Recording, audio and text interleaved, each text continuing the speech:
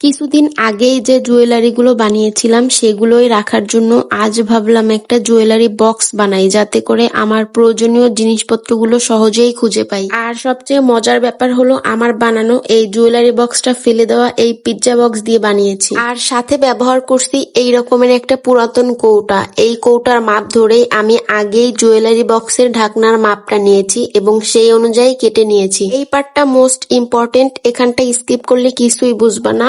আর এখানে আমি ঢাকনার জন্য মোট 3টা কার্ডবোর্ড কেটেছি। প্রথমটা সবচেয়ে বড়, তার পরেরটা তার থেকে একটু ছোট, আর একদম লাস্টেরটা সবচেয়ে ছোট। এই কার্ডবোর্ডটা আমি কৌটার সাইডের মাপ অনুযায়ী কেটে নিয়েছি। এরপর কার্ডবোর্ডের গায়ে হালকা করে পানি ছিটিয়ে ওপরের পাতাটা আস্তে আস্তে করে তুলে ফেলতে হবে। এন্ড এই কাজটা করতে হবে ঢাকনার উপরের অংশে এবং সাইডের দুই পাশেই, তাহলে কার্ডবোর্ডটা সুন্দরভাবে কাজের জন্য রেডি হয়ে যাবে। এখন আঠা ব্যবহার করে কৌটার সাথে কার্ডবোর্ডটা সুন্দরভাবে অ্যাটাচ করে দেব। ভালো করে চেপে ধরে সেট করে দিতে হবে যেন কোথাও ফাঁক না থাকে। এরপর কৌটার নিচে মাপ অনুযায়ী আরেকটা কার্ডবোর্ড কেটে নিয়ে সেটাও একইভাবে আঠা দিয়ে লাগিয়ে দেব।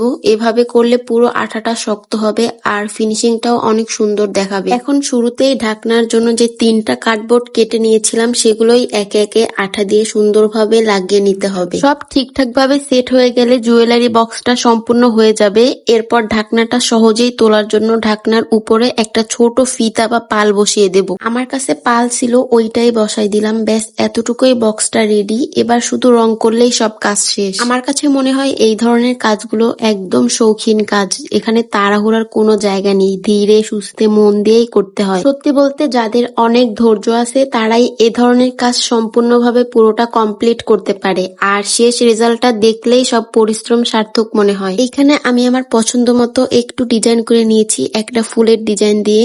আর এই ফুলটা কিন্তু নতুন না, 2 থেকে 3 মাস আগে যে একটা জুতার ডিজাইন করেছিলাম সেখান থেকেই নেওয়া। পুরাতন জিনিসকে নতুন ভাবে ব্যবহার করতেই আমার বেশি ভালো লাগে। বাই দ্য ওয়ে, এত কিছুর পর আমার জুয়েলারি বক্সটা এখন পুরোপুরি রেডি। কেমন লাগছে কমেন্টে জানাতে ভুলবা না। আর হ্যাঁ, চাইলে তোমরাও ট্রাই করে দেখতে পারো যারা 2 দিন পর পর আমার মতো ইয়ারিং, সেফটি পিন, ছোট ছোট জিনিস খুঁজে পাও না। দেখা হবে নেক্সট ভিডিওতে, ততক্ষণে বিদায় নিচ্ছি। Bye bye.